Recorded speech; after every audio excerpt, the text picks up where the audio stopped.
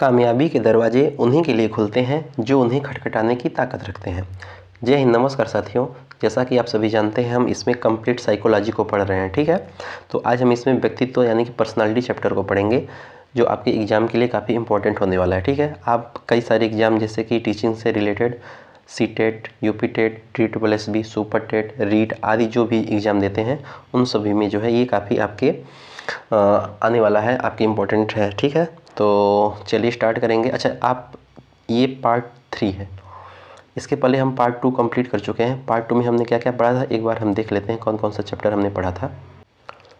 तो पार्ट 2 में हम लोगों ने जो है लगभग 10 चैप्टर को पढ़ चुके थे ना, 10 चैप्टर को पढ़ चुके थे। कौन कौन से चैप्टर थे? वही मनोविज्ञान का अर्थ एवं शिक्षा, मनोविज्ञान, अधिगम है ना, प्रमुख सिद्धांत एवं मनोवैज्ञानिक, विशिष्ट आवश्यकता वाले बालक अर्थात विशिष्ट बालक, आदतें, रुचियाँ, अभिरुचि और रुचि में अंतर, समावेशी शिक्षा, चिंतन, सतत एवं व्यापक मूल्यांकन है ना, और व्यक्तिगत विभिन्नता। ये कई सारे चैप्टर हम लोग पढ़ चुके थे बढ़िया डिटेल में। उम्मीद है आप लोगों को बहुत मज़ा आया होगा, है ना।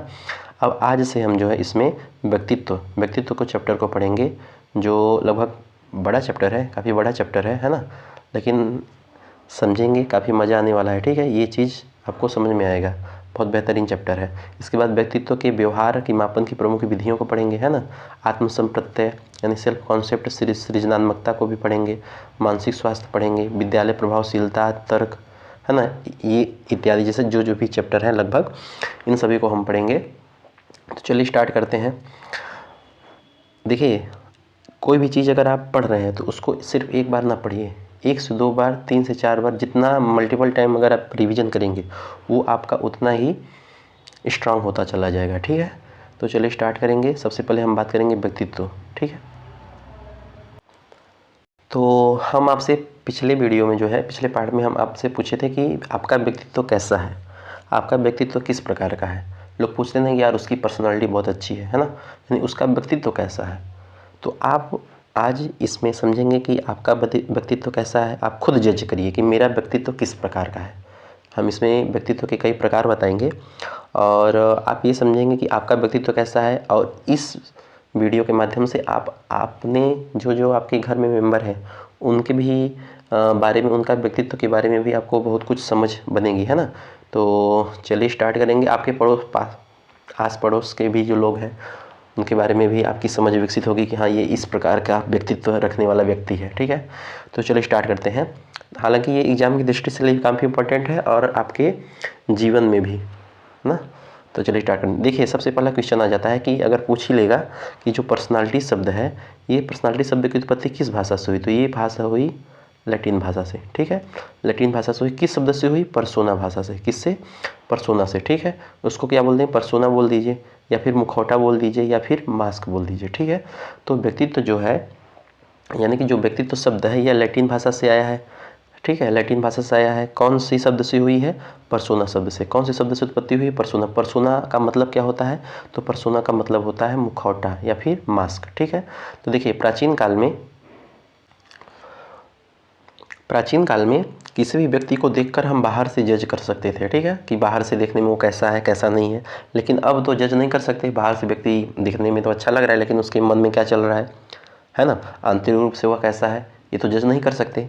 इसलिए प्राचीन काल में हम व्यक्ति को बाह्य रूप से और शारीरिक रूप से, यानी कि बाह्यतम रूप से यानी शारीरिक रूप से भी हम जज कर सकते थे। लेकिन वर्तमान में हम, यानी कि आधुनिक में हम जो है व्यक्ति को आंतरिक रूप से भी और बाह्य रूप से भी जज करते हैं, ठीक है। इसमें कहा है कि पहले केवल शरीर रचना के आधार पर व्यक्तित्व का निर्धारण किया जाता था, लेकिन वर्तमान में आंतरिक व बाहरी दोनों के आधार पर व्यक्तित्व का वर्गीकरण किया जा सकता है, ठीक है, किया जाता है। अब देखिए, व्यक्तित्व शब्द किस शब्द से मिलकर बना है? तो व्यक्तित्व शब्द जो है आपका व्यक्ति प्लस तत्व, है ना, व्यक्ति प्लस तत्व। व्यक्ति बाह्य रूप या आंतरिक रूप समझ लीजिए। तत्व जैसे नकारात्मक तत्व भी होता है, फैक्टर यानी कारक या खंड भी होते हैं, और सकारात्मक तत्व होते हैं, ठीक है।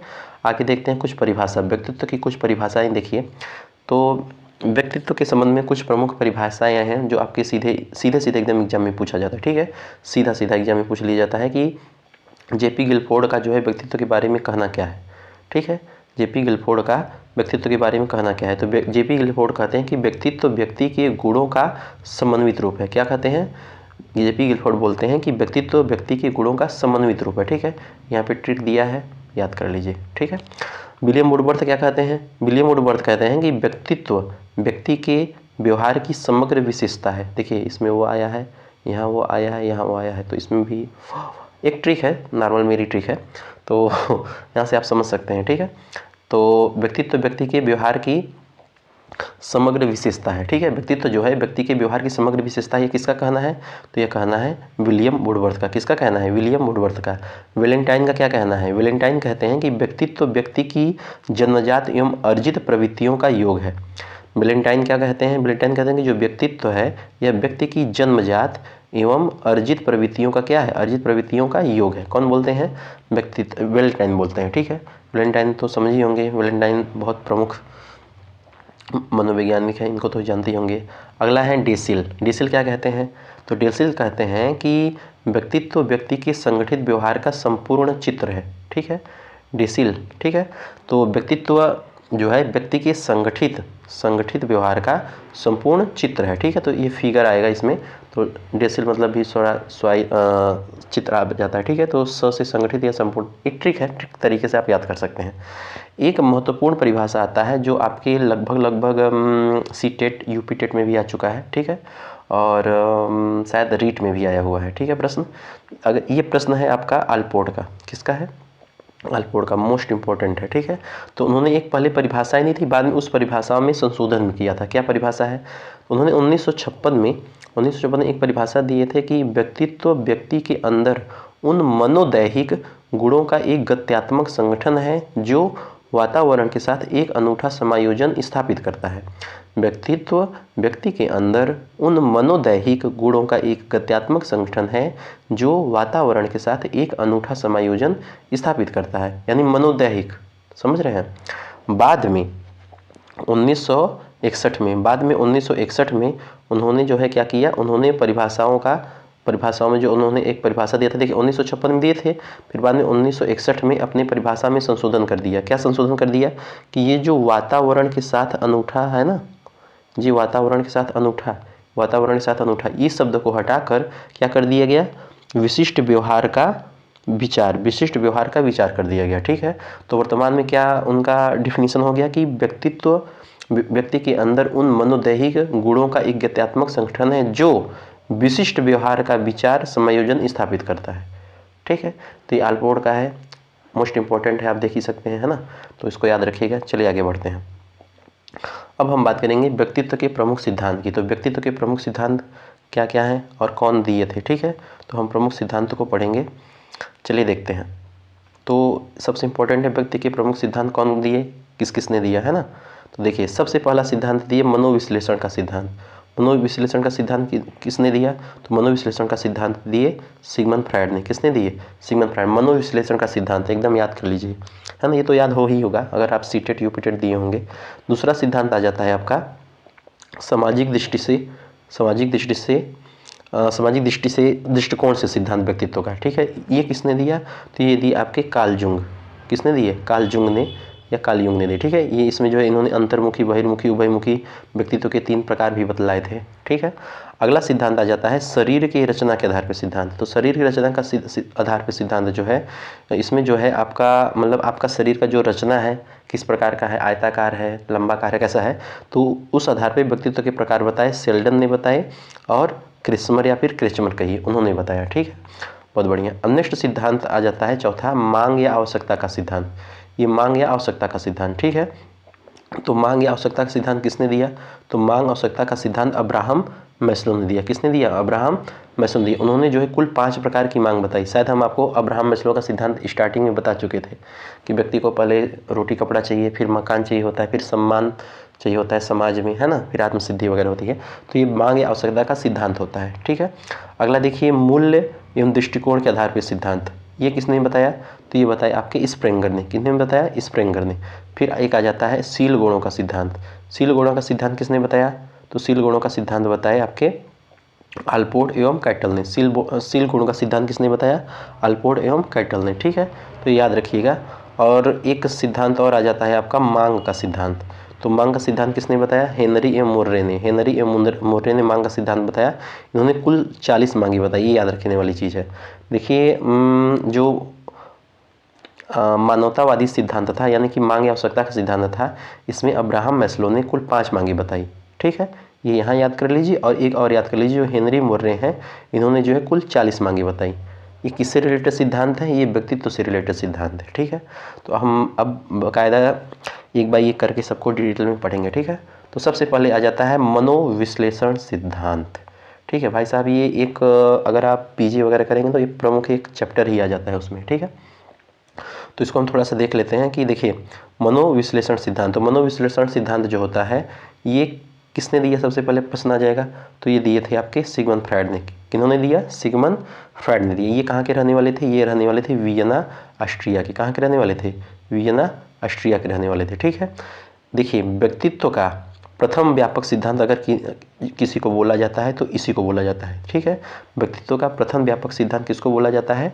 इसी को बोला जाता है मनोविश्लेषणात्मक सिद्धांत को व्यक्तित्व का प्रथम व्यापक सिद्धांत बोला जाता है। ठीक है, तो याद रख लीजिए। तो मनोविश्लेषण अगर कहीं भी आया तुरंत सिगमंड फ्रायड। ठीक है, चलिए अब इन्होंने जो है मन के भी प्रकार बताए और व्यक्तित्व के अंग बताए। किस तरीके से बताए उसको समझिए। देखिए मन के प्रकार और मन के अंग के साथ जो है उसका कंपैरिजन किया। ठीक है, तो मन के इन्होंने जो है प्रकार बताए। कौन कौन से प्रकार बताए? देखिए एक प्रकार मन के प्रकार बताए, यही आपका अचेतन मन। कौन सा मन? अचेतन मन। तो उसी के साथ व्यक्तित्व का एक अंग बताया इदम, यानी ईद। ठीक है, फिर इन्होंने मन का एक प्रकार बताया अचेतन मन, यानी कि अवचेतन मन कह लीजिए। ठीक है, फिर उसी के साथ एक उन्होंने इधर बताया व्यक्तित्व के अंग अहम। ठीक है, फिर उन्होंने एक और तीसरा मन बताया चेतन मन। फिर उसी के साथ एक और व्यक्तित्व के अंग बताए परम अहम। ठीक है, तो ये थोड़ा सा लाइन बाई लाइन आप थोड़ा सा याद करिएगा, जो आपके एग्जाम के लिए काफ़ी इंपॉर्टेंट होने वाला है। ठीक है, तो देखिए व्यक्तित्व के अंग इन्होंने कौन बताए? ईद, अहम, परम अहम, यानी इदम, अहम, परम अहम। और मन के प्रकार कितने बताए? अचेतन मन, अर्धचेतन मन, चेतन मन। ठीक है, तो जो इदम है ये अचेतन मन से रिलेटेड है, अहम जो है ये आपका अर्धचेतन मन से रिलेटेड है, परम अहम जो है ये आपके चेतन मन से रिलेटेड है। ठीक है, नहीं समझ में आया? समझिए, जो इदम है आपका, जो ये इदम है ना, वो आपका किससे से रिलेटेड है? इदम जो है आपका रिलेटेड है अचेतन मन से। अहम जो है ये आपका रिलेटेड है अर्धचेतन मन से। और परम अहम जो है ये आपका रिलेटेड है चेतन मन से। ठीक, आई बात समझ में? ओके, अब देखिए अब हम बात करेंगे इसमें अचेतन मन। तो अचेतन मन जो होता है वो 90% होता है। कितना होता है? अचेतन मन 90% होता है। अचेतन मन क्या होता है? 90% होता है। जबकि जो अर्धचेतन मन होता है ये अर्जित किया जाता है। क्या किया जाता है? ये अर्जित किया जाता है। जो और चेतन मन जो होता है ये भी अर्जित किया जाता है। चेतन मन भी अर्जित किया जाता है। देखिए एक चीज़ समझिएगा कि जो चेतन मन है और अर्धचेतन मन है ये दोनों क्या किया जाता है? ये दोनों अर्जित किए जाते हैं। लेकिन जो अचेतन मन है, पहला वाला अचेतन मन है, ये कैसा? ये जन्मजात होता है। अचेतन मन जन्मजात होता है, जबकि अर्धचेतन मन और चेतन मन ये दोनों अर्जित किए जाते हैं। ठीक है, ये अचेतन मन में और चेतन मन में डिफरेंस हो गया। एक डिफरेंस अचेतन मन और चेतन मन में क्या हो गया कि अचेतन मन जो होता है ये 90% आएगा, इसमें 90% होता है इसमें, और 90%। ठीक है, जबकि चेतन मन जो सिर्फ 10% होता है। ठीक है, और आगे हम बताएंगे आत्मसिद्धि वाली जो बात थी, तो यहाँ पे बस 10% ही लोग पहुँच पाते हैं। उस तरीके से अभी याद कर सकते हैं। ठीक है, तो मनोविश्लेषणवाद सिद्धांत में इन्होंने जो है कई 3 प्रकार के मन बताए और 3 प्रकार के व्यक्तित्व के अंग भी बताए। तो पहला अंग कौन सा हो गया? इदम, दूसरा हो गया अहम, तीसरा हो गया परम अहम। मन के प्रकार बताए अचेतन मन, अर्धचेतन मन, चेतन मन। ठीक, अचेतन मन में इन्होंने बताया कि ये 90% होगा। चेतन मन में इन्होंने बताया कि ये 10% होगा। अचेतन मन में इन्होंने बताया कि ये जन्मजात होती है। अचेतन मन याद कर लीजिए जन्मजात होती है। अर्धचेतन मन ही अर्जित की जाती है और चेतन मन भी अर्जित की जाती है। ठीक है, यहाँ इतना याद हो गया। अच्छा, नहीं समझ में आएगा तो हम आगे समझेंगे। ठीक है, अभी तो डिटेल चल रहा है। ठीक है, अभी तो स्टार्टिंग है। अब देखिए हम बात करेंगे, अब समझ में आएगा कि अचेतन मन और चेतन मन और अर्धचेतन मन में अंतर क्या होता है। ठीक है, अब बाकायदा इसको काफ़ी डिटेल में पढ़ने वाले हैं। ठीक है, तो चलिए देखते हैं अचेतन मन। अचेतन मन किसे कहते हैं? देखिए अचेतन मन जो है, अचेतन मन किसको कहते हैं? तो अचेतन मन में क्या होता है कि इसमें दमित इच्छा, भावना, संवेग, मूल प्रवृत्ति, यौन ऊर्जा, अमर्यादिक, अनैतिक, असामाजिक गुण, अचेतन मन में होता है। तो अगर आपसे पूछे कि ये सब चीज़ें कहाँ होती हैं, कौन, देखिए आपके मन में 3 प्रकार के मन, अचेतन मन, अर्धचेतन मन, चेतन मन, ठीक है। तो दमित इच्छा आपका, ठीक है, दमित इच्छा, भावना, संवेग, मूल प्रवृत्ति, यौन ऊर्जा, अमर्यादिक, अनैतिक, असामाजिक गुण, ये सब किस में होते हैं, ये आपका अचेतन मन में होते हैं, ठीक है। इसमें गहराई कैसी होती है, अगणित होती है, मतलब इसकी गहराई हम गणना नहीं कर सकते। अचेतन मन जो होता है यह व्यक्तित्व का क्या करता है, यह व्यक्तित्व का निर्धारण करता है। अचेतन मन जो होता है यह व्यक्तित्व का क्या करता है, यह व्यक्तित्व का निर्धारण करता है।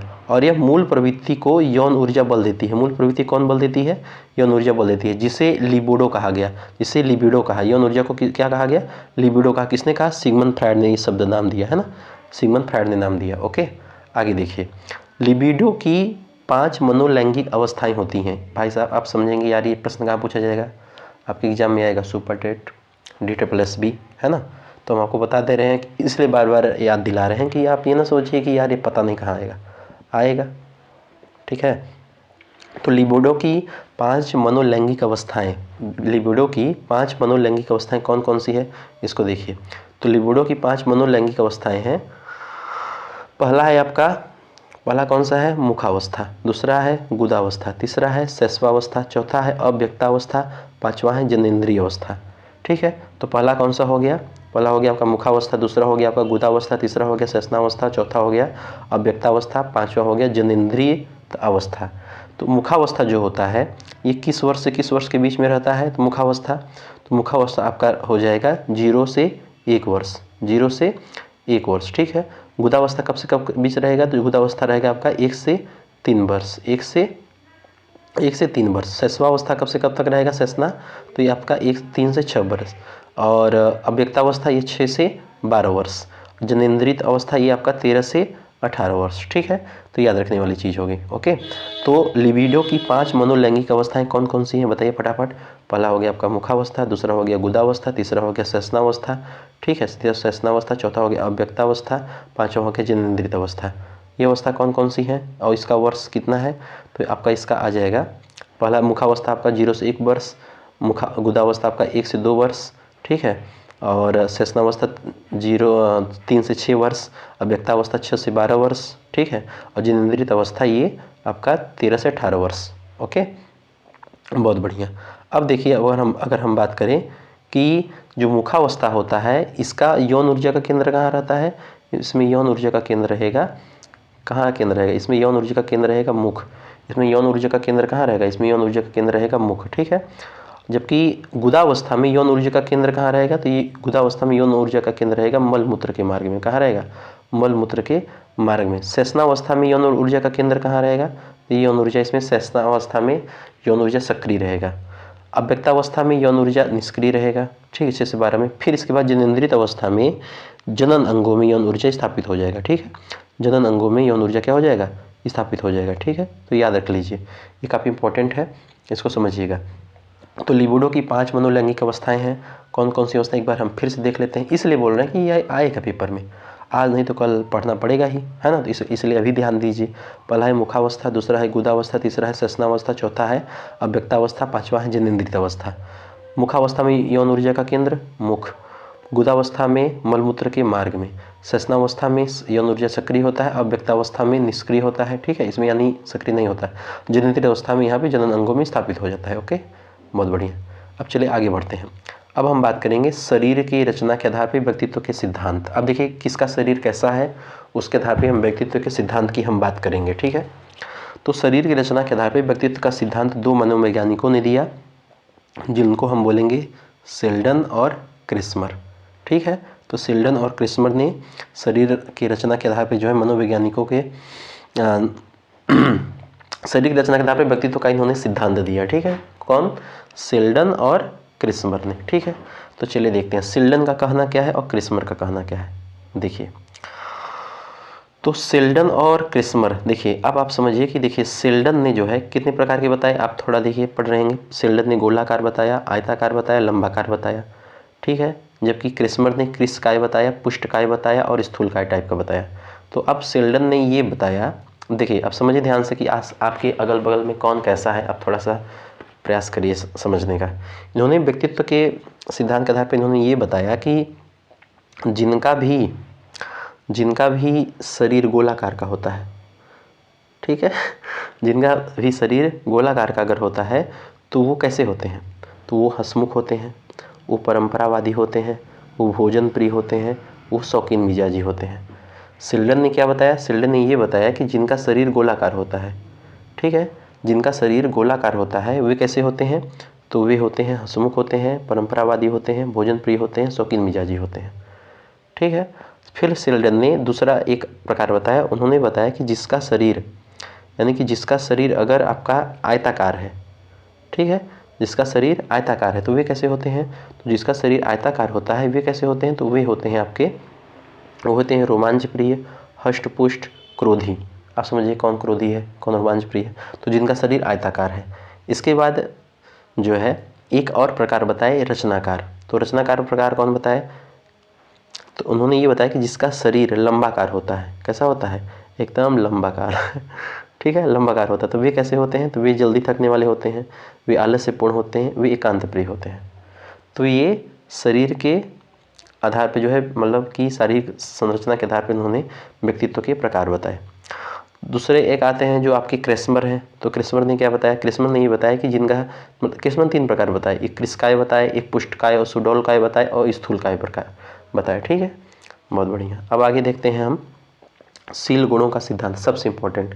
अब शील गुण में यानी गुण के आधार पर कैसे बात करेंगे, यानी किसका गुण कैसा है, रावण का गुण कैसा था बताइए, कंस का गुण कैसा था, वर्तमान प्रधानमंत्री पीएम मोदी का गुण कैसा है बताइए ठीक है, तो गांधी का व्यवहार कैसा था, यानी कि व्यवहार के आधार पे, गुणों के आधार पे, ठीक है। तो शील गुणों के आधार पे जो है हम व्यक्तित्व के प्रकार को बताने का प्रयास कर रहे हैं, ठीक है। तो शील गुण के आधार पर व्यक्तित्व का प्रकार समझिए। शील गुण यानी कि शील गुण यानी कि जो दिन भर व्यवहार रहते हैं और जो व्यवहार सुसंगित और तर्कपूर्ण बाहर निकल कर आता है, उस व्यक्ति का शील गुण होता है। यानी कि जो दिन भर व्यवहार करते हैं और जो व्यवहार सुसंगित और तर्कपूर्ण बाहर निकल कर आता है, उस व्यक्ति का शील गुण होता है। जैसे रावण का व्यवहार अहंकारी था, गांधी का व्यवहार अहिंसावादी था, तो इनका गुण है ना। रावण का अहंकारी था तो ये गुण हो गया रावण का, गांधी का व्यवहार अहिंसावादी था तो ये अहिंसा हो गया, ये गुण हो गए। तो ये किसने बताया, तो ये आपके आलपोर्ट के अनुसार। तो आलपोर्ट के अनुसार शील गुण के 2 प्रकार होते हैं, ठीक है, आगे भी हम देखेंगे।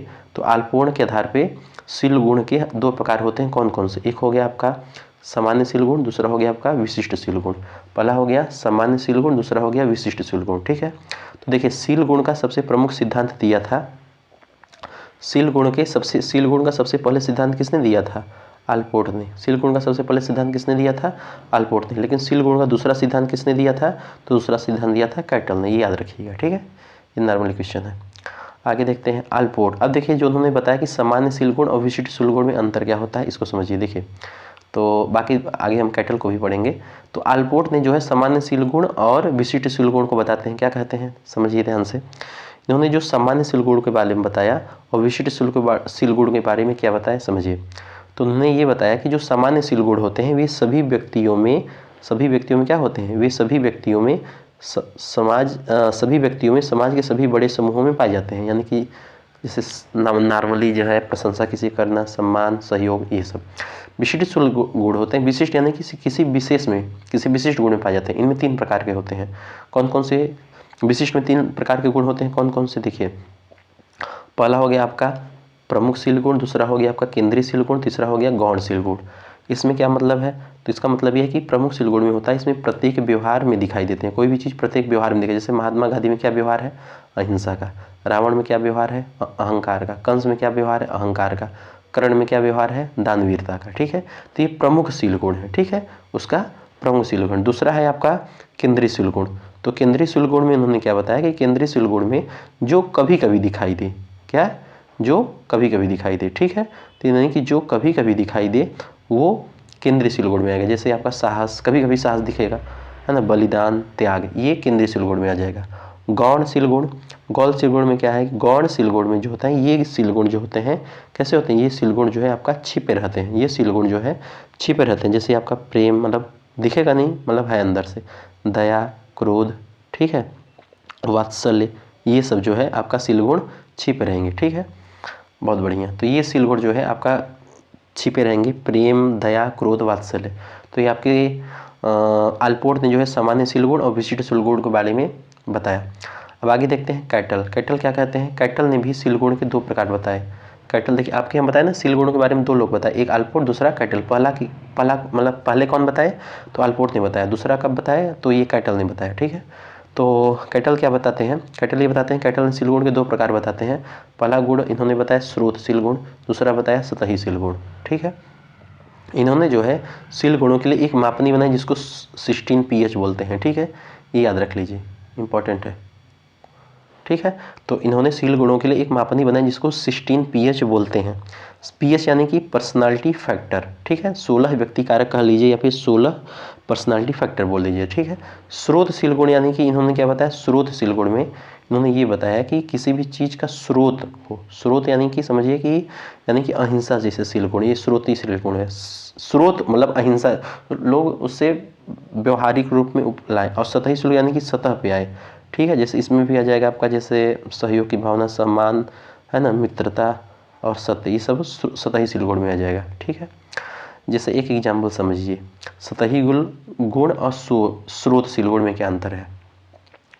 तो मान लीजिए एक आपका ये, ठीक है, ये बन गया आपका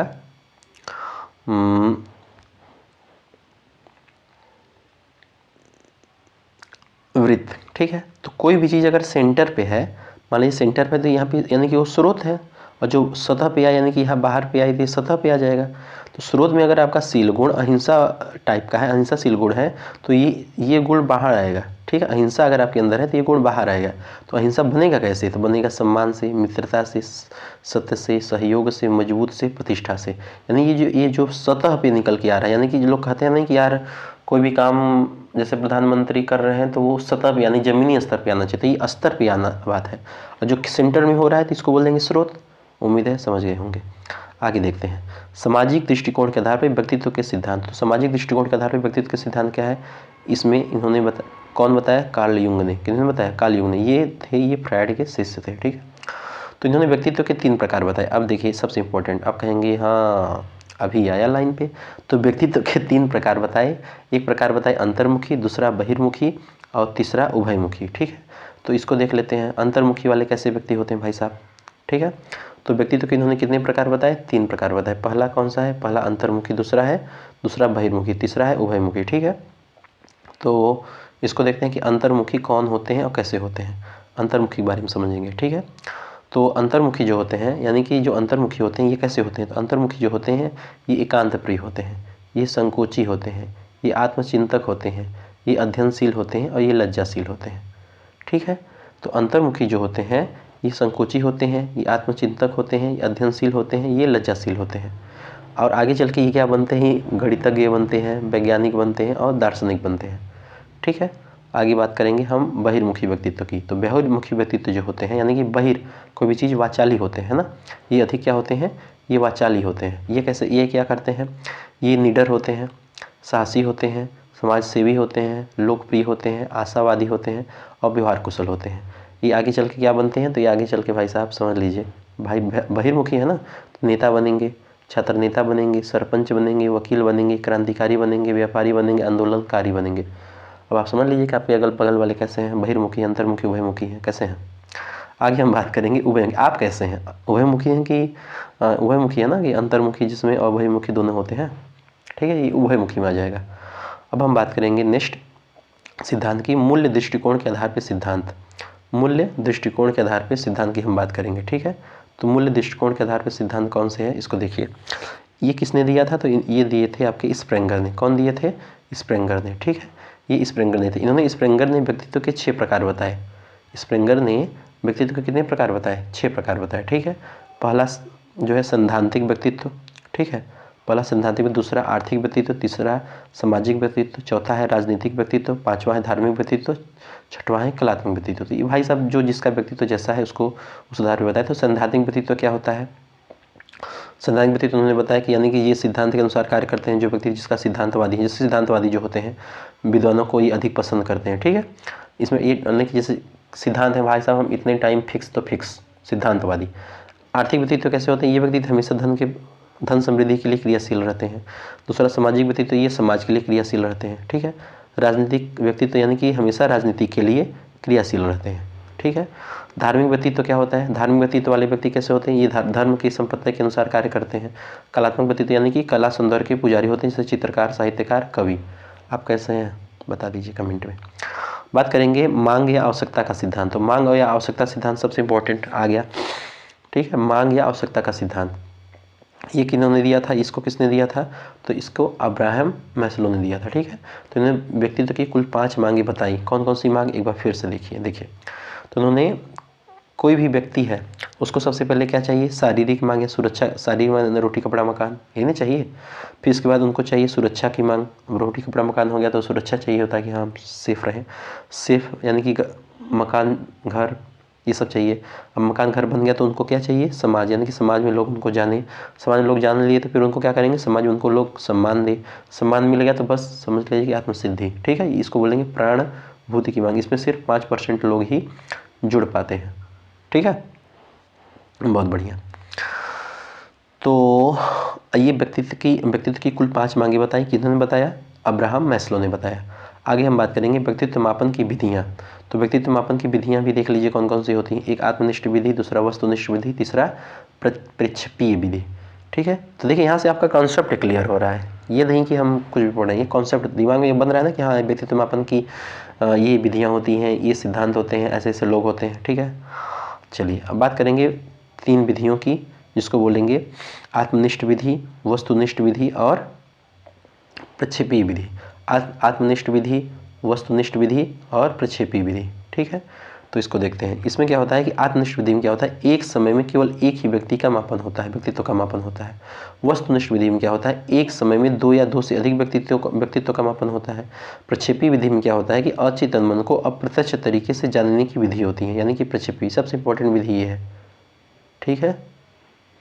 सबसे इंपॉर्टेंट विधि है कि यानी कि प्रक्षेपीय विधि में अचेतन मन को अप्रत्यक्ष तरीके से जानने की ये विधियाँ होती हैं। अचेतन मन जो होता है इसमें क्या आता है? इसमें आपका अभी हम बताए भावना, संवेग, मूल प्रवृत्ति, यौन ऊर्जा, दमित इच्छा। दमित इच्छा किसको बोलते हैं? यानी जो इच्छा मर गई हो, ठीक है। अचेतन मन 90% आता है, ठीक है। यानी कि कोई व्यक्ति चोरी करता है तो वह प्रत्यक्ष रूप से नहीं बताता है ना। तो यानी अंदर उसके चल रहा था भाई साहब हम बोल देंगे तो हमारी बेइज्जती हो जाएगी, ठीक है। तो ये प्रक्षेपी विधि में आएगा। अब देखिए प्रक्षेपी विधि होती हैं, देखिए प्रश्न आ गया। ज़्यादा हम प्रश्न लिए हैं, हालांकि इसको जब कंप्लीट कर लेंगे तो हम प्रश्न भी कराएंगे। तो प्रक्षेपी विधि जो होती हैं, प्रक्षेपी विधियाँ ये क्या होती हैं? तो ये अचेतन मन का अध्ययन करती हैं? नहीं। ये अचेतन मन का प्रत्यक्ष अध्ययन करती हैं? नहीं। ये अचेतन मन का अप्रत्यक्ष अध्ययन करती हैं, ठीक है। अचेतन मन का अप्रत्यक्ष अध्ययन करती हैं, ये सही हो जाएगा, ठीक है। तो समझ गए होंगे कैसा प्रश्न है, उम्मीद है आया होगा समझ में। आगे देखिए आत्मनिष्ठ विधि, वस्तुनिष्ठ विधि और प्रक्षेपी विधि में कुछ विधियाँ आती हैं, उनके अंतर्गत भी कई सारी विधियाँ आती हैं, आप सब देख सकते हैं, ठीक है। तो आत्मनिष्ठ विधि में कौन कौन सी विधियाँ आती हैं एक बार देखते हैं। आत्मनिष्ठ विधि में कौन सी विधियाँ आती हैं, वस्तुनिष्ठ विधि में कौन सी विधियाँ आती हैं, प्रक्षेपी विधि में कौन सी विधियाँ आती हैं, इसको देखिए। आत्मनिष्ठ विधि में आएगा आपका अवलोकन विधि। कौन सी? अवलोकन विधि। साक्षात्कार विधि, जीवन इतिहास विधि, उसको जीवन गाथा विधि भी कह सकते हैं, ठीक है। जीवन गाथा विधि भी कह सकते हैं। अंतरदर्शन विधि, ठीक है। वस्तुनिष्ठ विधि में कौन सा आएगा? तो वस्तुनिष्ठ विधि में आपका आएगा प्रश्नावली, निर्धारण मापनी, कर्म निर्धारण मापनी, समाजमिति विधियाँ, बहिर्दर्शन विधियाँ, और इसके बाद आगे क्या आ जाएगा? या निरीक्षण विधि, इतने ही आएंगी। प्रक्षेपी विधि में कई सारी विधियाँ आएंगी। प्रक्षेपी विधि में आपकी विधियाँ आएंगी जो है समझिए कि साहचर्य विधि आएगा, ठीक है। साहचर्य विधि आएगा, रचना पूर्ति विधि आएगा, क्रम प्रविधि आएगा, वाक्य पूर्ति प्रविधि, अभिव्यक्ति प्रविधि, IBT यानी इंक ब्लॉक टेस्ट, स्याही धब्बा परीक्षण, हरमन रोसा ने दिया था ना भाई साहब, समझ में आ रहा है ना? हरमन रोसा दिया था। ये सब प्रश्न पूछे जाते हैं डायरेक्ट कि IBT स्याही धब्बा परीक्षण किसने दिया था? हरमन रोसा ने दिया था, ठीक है। TAT थीमेटिक एप्टीट्यूड टेस्ट ये किसने दिया था? ये प्रासंगिक बोध अंतर परीक्षण, बताइए किसने दिया था? CAT आता है, चाइल्ड एप्रीसिएशन टेस्ट, बालक अंतर्बोध परीक्षण, ये CT, ठीक है। बताने की जरूरत नहीं, ये सब इंपॉर्टेंट है, ठीक है। तो ये कई सारी विधियाँ जो है ये प्रक्षेपी यानी प्रैक्टिकल करके ऐसा समझ लीजिए कि ये सब विधियाँ इसमें आएंगी, ठीक है। आगे चलते हैं, हम बात करेंगे आत्मनिष्ठ विधि। अब एक एक विधि को इंपॉर्टेंट समझिए कैसे कैसे कौन सी विधियाँ। देखिए व्यक्तित्व एक बहुत बड़ा चैप्टर है ना, लेकिन प्रश्न इससे जरूर पूछे जाते हैं, छोड़ना तो है नहीं, नहीं छोड़ेंगे, पक्का ना। चलिए, तो हम सबसे पहले हम बात करेंगे अवलोकन विधि की। तो अवलोकन विधि देखिए क्या होती है, आप थोड़ा सा शब्द पे जाइए, फिर से हम बोलेंगे किसी भी चीज़ है उस पर शब्दों पे जाइए। तो सबसे पहला शब्द आ जाता है आपका अवलोकन विधि में, क्या हो जाएगा आपका किसी भी चीज़ का अवलोकन करना, यानी कि यह व्यक्तित्व मापन की सबसे प्राचीन विधि है। ठीक है, व्यक्तित्व मापन की सबसे प्राचीन विधि कौन सी है, अवलोकन विधि। इनके द्वारा किसी व्यक्ति को क्रिया के जानने का प्रयास करते हैं, यानी कि जैसे मान लो ज्ञान इंद्रिया हो गई, उसमें आँख, कान, नाक, जीभ, त्वचा, यानी कि इसमें केवल क्रियाओं का अध्ययन किया जाता है। अवलोकन में अवलोकन किया जाता है, मतलब क्रियाओं अवलोकन करते हैं। ठीक है, इस विधि के प्रयोग से छोटे छोटे बालक, इस विधि का प्रयोग किसके किसके लिए किया जाता है, इस विधि का प्रयोग जो है छोटे बालकों के लिए किया जाता है। ठीक है, अनपढ़ व्यक्तियों के लिए किया जाता है, मानसिक रोगों के लिए किया जाता है। ठीक है, दूसरा आ जाता है कि साक्षात्कार विधि। साक्षात्कार विधि जो होती है वह कैसी विधि होती है, तो जानते ही होंगे। साक्षात्कार विधि जो है यानी कि इंटरव्यू। ठीक है, तो इसमें जो है आमने सामने बैठकर प्रश्न पूछा जाता है, यानी लाइव विधि समझ लीजिए, लिखित विधि नहीं है। ठीक है, इसको मौखिक विधि भी कह सकते हैं, साक्षात्कार विधि। एक दूसरी विधि आती है जीवन इतिहास विधि या फिर जीवन गाथा विधि। ये इसके प्रवर्तक कौन थे, तो इसके प्रवर्तक थे टाइडमैन। ठीक है, इसके प्रवर्तक कौन थे, इसके प्रवर्तक थे टाइडमैन। ठीक है, किसी भी व्यक्ति के व्यवहार में विलक्षणता मिले तो उसके ऊपर यह विधि का प्रयोग किया जाता है। यदि किसी भी व्यक्ति के व्यवहार में विलक्षणता का जो है रूप देखने को मिलता है ना, कि विलक्षण प्रतिभा का धनी लोग बोलते हैं, तो उनके ऊपर यह जीवन इतिहास विधि का जो है प्रयोग किया जा सकता है। ठीक है, इनमें सभी प्रकार की पृष्ठभूमियों का अध्ययन किया, यानी कि पूरा जीवन गाथा, मतलब गाथा ही समझ लीजिए। ठीक है, वंश, जाति, व्यक्ति के धर्म के बारे में अध्ययन कर सकते हैं, यानी कि विलक्षणता के बारे में अध्ययन करेंगे। अगला विधि आ जाती है दर्शन, अंतरदर्शन विधि। अंतरदर्शन विधि यानी कि अपने अंदर का दर्शन करना। इसके प्रवर्तक कौन थे, इसके प्रवर्तक थे विलियम वुड। स्टार्टिंग में हम आपको बताते हुए थे अंतरदर्शन विधि का प्रयोग किसने किया था, विलियम वुड ने। वर्तमान में यह मान्य नहीं है, लेकिन यह जो है अवैज्ञानिक विधि है। ठीक है, याद रखिएगा। आगे आ जाता है वस्तुनिष्ठ विधि। वस्तुनिष्ठ विधि में देखिए कई सारी विधियाँ आती हैं। आत्मनिष्ठ विधि कंप्लीट हो गया, यानी कि आत्मनिष्ठ विधि में देखिए कौन कौन सा हम कंप्लीट कर लिए। आत्मनिष्ठ विधि में हम लोग इसको कंप्लीट अवलोकन कर लिए, साक्षात्कार कर लिए, जीवन इतिहास कर लिए, ठीक, अंतर्दर्शन कर लिए। अब हम बात करेंगे वस्तुनिष्ठ विधि की। तो वस्तुनिष्ठ विधि में देखिए कौन कौन सी विधियाँ हैं। तो वस्तुनिष्ठ विधि में विधि है आपका, सबसे पहले विधि आ जाता है प्रश्नावली विधि। ठीक है, दूसरा आ जाता है निर्धारण मापनी, क्रम निर्धारण मापनी, समाज विधि, ऐसे कई सारे आते हैं। तो प्रश्नावली विधि के प्रवर्तक कौन है, प्रश्नावली विधि कौन लेकर आए, तो प्रश्नावली विधि लेकर आए, इसके जनक है आर.एस. वुडवर्थ। निर्धारण मापनी की कौन है, फ्रांसिस गाल्टन। क्रम निर्धारण मापनी कौन है, लुईस थर्स्टन। समाज मिति के कौन है, जी.एल. मैरिनो। तो याद रखिए। ठीक है, तो प्रश्नावली विधि जो है ये आर.एस. वुडवर्थ लेकर आए, यानी कि इसमें क्या होता है, इसमें ये विलियम वुडवर्थ नहीं, आर.एस. वुडवर्थ है। ठीक है, वुडवर्थ देखिए हम आपको बताया स्किनर 3 होते हैं, साइकोलॉजी में 3 थे, है ना। तो ये आर.एस. वुडवर्थ है, ना कि विलियम वुडवर्थ है। ये नहीं कि प्रश्नावली विधि है फट से विलियम वुडवर्थ मार दिया, ना, आर.एस. वुडवर्थ। ठीक है, ये आमने सामने नहीं, यानी कि लाइव नहीं ली जाती, ये विद्यार्थी घर पर भी कर सकता है। इसको लिखित विधि भी कर सकते हैं, प्रश्न लिखकर इस विधि का प्रयोग कर सकते हैं। ठीक है, आगे देखिए, जो निर्धारण मापनी है इसको फ्रांसिस गाल्टन इसके जनक माने जाते हैं। यानी कि किसी भी चीज़ के प्रश्न के प्रकार, यानी कि कोई भी प्रश्न दे दिए, ठीक है, और 3-4 प्रश्न दे दिए, उसको सहमत है कि असहमत है कि तटस्थ है, इस आधार पे हम उसको ज्ञात कर सकते हैं, यानी ऑप्शनल समझ लीजिए, है ना, ऑब्जेक्टिव। तीसरा आ जाता है क्रम निर्धारण मापनी। इसको लुईस थर्स्टन ने दिया था, यानी कि यह प्रमुख गुण अवगुणों के क्रमानुसार निर्धारण करता है, यानी कि वह ईमानदारी, कर्तव्य निष्ठा आदि के तरीके से हम उसको क्रम निर्धारण के बारे में, हम उसको किसी भी व्यक्ति का व्यक्तित्व कैसा है उसको हम क्रम के अनुसार बता सकते हैं कि भाई साहब इसमें ईमानदारी इतनी % है, कर्तव्य निष्ठा इतना % है ना, इसको हम ज्ञात कर सकते हैं। समाज मिति विधि। समाज मिति विधि कौन, जी.एल. मैरिनो लाए थे। तो जी.एल. मैरिनो लाए थे, है ना। तो इसमें जैसे मान लीजिए कोई भी व्यक्ति है, तो समाज के द्वारा, यानी कि समाज के अनुसार किसी व्यक्ति का पता लगेगा। एक व्यक्ति इस व्यक्ति के बारे में ये बोल रहा है, एक व्यक्ति इस व्यक्ति के बारे में ये बोल रहा है, एक व्यक्ति इसके बारे में ये बोल रहा है। ठीक है, तो यानी समाज के माध्यम से, समाज के द्वारा अगर हम किसी व्यक्ति के बारे में अगर हम ज्ञात करें कि हाँ ये व्यक्ति कैसा है। ठीक है, मान लीजिए कोई भी व्यक्ति उसको ये बोल रहा है कि यार ये बहुत पढ़ने में तेज़ है, या फिर ये बोले कि यार ये पढ़ने में नहीं खेलने में भी तेज़ है, या ये बोल दिए कि ये इसका एग्ज़ाम में भी बहुत बढ़िया नंबर आता है। ठीक है, या ये बोले कि ना ये थोड़ा सा इधर उधर भी करता है। तो सबको मिलाकर, समाज को एक सबको मिलाकर सबको हम कंबाइन करेंगे, उसके अनुसार पे हम प्राप्त करेंगे उसका विधि कैसे, यानी कि प्लस है तो उसको बहुत अच्छा, है ना, बुरा समन, एक निर्धारण करेंगे, एक उसका एवरेज निकालेंगे, तो ज्ञात करेंगे कि वो समाज में कैसा है। तो ये किसने लाया था, ये जी.एल. मैरिनो ने लाए थे। ठीक है, अब हम बात करेंगे प्रक्षेपी विधियाँ। देखिए आत्मनिष्ठ विधि, वस्तुनिष्ठ विधि हो गया, अब प्रक्षेपी विधियाँ देखते हैं। प्रक्षेपी विधियाँ में कई सारी विधियाँ होती हैं। सबसे पहली विधियाँ आ जाती हैं आपका क्रम प्रविधि। क्रम प्रविधि क्या होती है? क्रम प्रविधि ये होती है कि इसमें आपका जो है किताब, मिठाई, कार, स्कूटी आदि में जो है क्रमानुसार चुनवाकर व्यक्तित्व का निर्धारण करना। अगर वह किताब चुन लेता है, जैसे मान लीजिए किसी के सामने 10 चीज़ें रख दी है, तो किताब चुनता है यानी कि पढ़ाई में ठीक है, मिठाई चुनता है तो खाने में ठीक है, कार चुनता है यानी गाड़ी चलाने का शौकीन है, आदि तरीके से। यानी क्रम प्रविधि के द्वारा हम उसके व्यक्तित्व का मापन कर सकते हैं। नेक्स्ट आ जाता है आपका अभिव्यक्त प्रविधि। अभिव्यक्त प्रविधि यानी कि वह अभिव्यक्त कैसा करता है, यानी कि शिक्षा के क्षेत्र में जैसे शिक्षा के बारे में अपना अभिव्यक्ति रखने पर व्यक्तित्व का निर्धारण करना, ठीक है, यानी कि अभिव्यक्त कैसा कर सकता है। तीसरा विधि आ जाता है साहचर्य विधि। साहचर्य विधि यानी कि आपस में जोड़ कर रखना। आपस में जोड़ना, किसी भी बिंदु को आपस में जोड़ दिया जाता है और आपके चितन मन के साथ वह सहसंबंध करके आपसे पूछा जाता है कि आप इसके बारे में क्या जानते हैं। ओके, तो याद रखिएगा।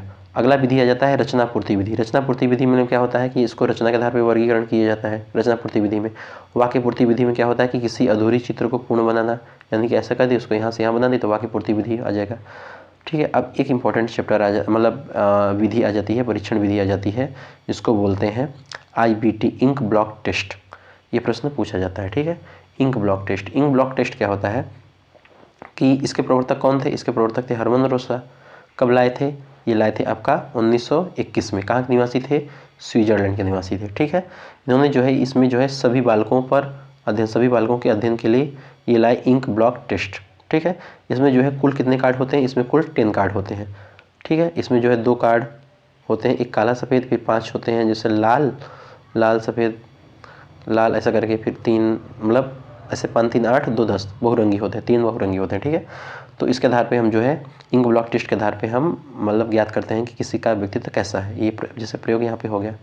ठीक है, तो इसको देख लेते हैं। जैसे लाल सफ़ेद काला यहाँ पे हो गया। इस चित्र को दिखाकर बालक की अचेतन मन को जाना जा सकता है। आगे हम कुछ विधि यहाँ पे देख लिए थे, TAT, CAT और SAT। ठीक है, TAT, SAT और CAT, ये सब विधि। तो एक विधि हो गई आपकी जो है TAT, दूसरा हो गया आपका CAT, तीसरा हो गया SAT। पिछले हम इसका फुल फॉर्म भी बताए हैं ना कुछ समय पहले। पहला आ जाता है आपका प्रासंगिक अंतर्बोध परीक्षण, दूसरा है आपका बालक अंतर्बोध परीक्षण। ठीक है, तीसरा है आपका वरिष्ठ अंतर्बोध परीक्षण। ठीक, तो इसमें क्या है कि इसमें कौन सा परीक्षण कैसा है देखिए। तो TAT कौन लाए थे? ये जो है आपका लाए थे TAT लाए थे। कौन लाए थे? तो TAT लाए थे आपके CD मॉर्गन और HA मोर्रे लाए थे। बालक अंतर्बोध परीक्षण कौन लेकर आए थे? ये लियोपोल्ड बेलक लेकर आए थे।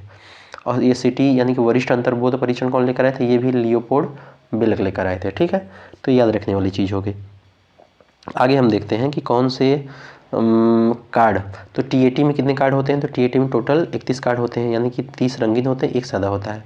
CAT में कितने कार्ड होते हैं? इसमें 10 कार्ड होते हैं। और SAT में कुल कितने कार्ड होते हैं? 16 कार्ड होते हैं। ठीक है, TAT जो होता है सबसे इम्पोर्टेंट अब आया। तो TAT जो होता है यह आपका 3 से 6 वर्ष के बालकों के लिए होता है।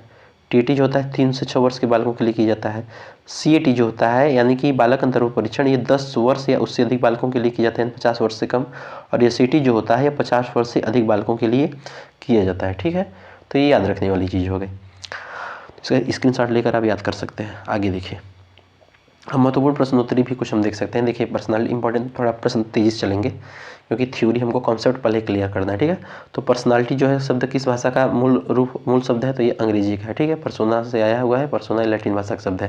लेकिन पर्सनालिटी पूछा ना, ये ना मार दीजिए कि पर्सनालिटी लैटिन आ गया। ना ना ना ना, पर्सनालिटी जो है ये तो अंग्रेजी है, ये तो अंग्रेजी है, पर्सनालिटी तो अंग्रेजी है।